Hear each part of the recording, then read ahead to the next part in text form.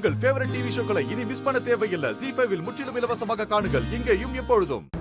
அந்த கிஷோருக்கு இதெல்லாம் தேவையா? எதுக்காக பொய் சொல்லணும்? ஏன் இப்படி அவமானப்பட்டு போகணும்? எங்ககிட்ட தோத்துட்டத அவனால ஏத்துக்கவே முடியலமா.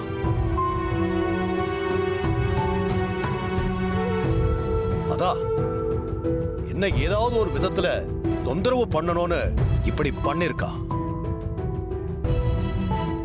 மாயா அவரை காப்பாத்திடுவான்னு நினைச்சு வந்திருப்பாரு. அதை எப்படி காப்பாத்த முடியும்? காப்பாத்தணும்னா சீனுவ காதலிக்கிறேன்னு அவ பொய்ல சொல்ல வேண்டியது இருந்திருக்கும். அப்படி சொன்னா அத நம்ம விட்டுருவோமா என்ன? அதான் வேற வழி இல்லாம உண்மையை சொல்லிட்டா.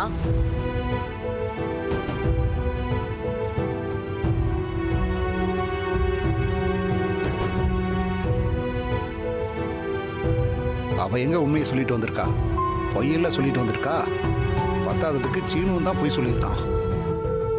மாயா அப்பாவை காப்பாத்தணும்னு நினைக்காம நியாயத்து பக்கத்துல நின்னு ஜெயிச்சுட்டு வந்திருக்கா. இதுக்கப்புறம் அவன் நம்ம வழிக்கு வரமாட்டான்னு தான் நினைக்கிறேன்.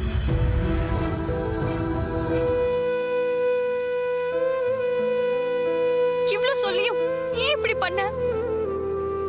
காதல் தோத்துருச்சு, பாசம் தோத்துருச்சு, பக்தி தான் ஜெயிச்சிருக்குல.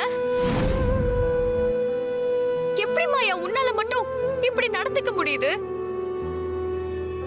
உன்னை பத்தி கூட கவலைப்படாம நீ கடைசியா எங்க குடும்பத்துக்காக இப்படி ஒரு முடிவு எடுத்திருக்க.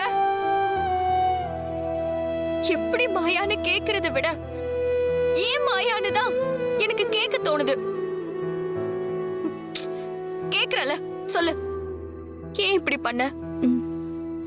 இந்த குடும்பத்தை விட்டு கொடுக்க எனக்கு மனசு வரல தானா. அதுதான் ஏன்னு கேக்குறேன்.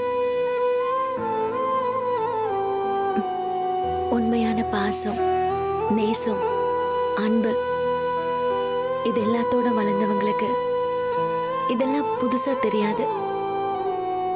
ஆனா எனக்கு இதெல்லாம் புதுசா இருக்கு. மானம், மரியாதை, கௌரவத்துக்காக இவங்க வாழ்ற இந்த வாழ்க்கை எனக்கு ரொம்ப பிடிச்சிருக்கு. இது எல்லாத்தையும் நான் எந்த காரணத்தை கொண்டும் மிஸ் பண்ண விரும்பல. இதுக்காக என்னோட விருப்பத்தை கூட நான் விட்டு கொடுக்க தயாரா இருக்கேன். அது மட்டும் இல்ல தானா, பெரியப்பாவும் பெரியம்மாவும் என் மேல பெரிய நம்பிக்கை வச்சிருக்காங்க.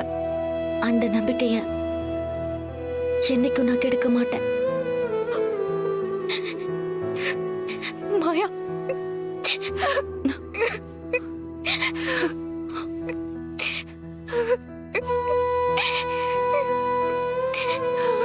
சாரி மாயா, உன்னை புரிஞ்சுக்காம நான் என்னென்னமோ பேசிட்டேன். ZEE5 ஆப்பை டவுன்லோட் செய்து அனைத்து எபிசோடுகளையும் இலவசமாக பாருங்க.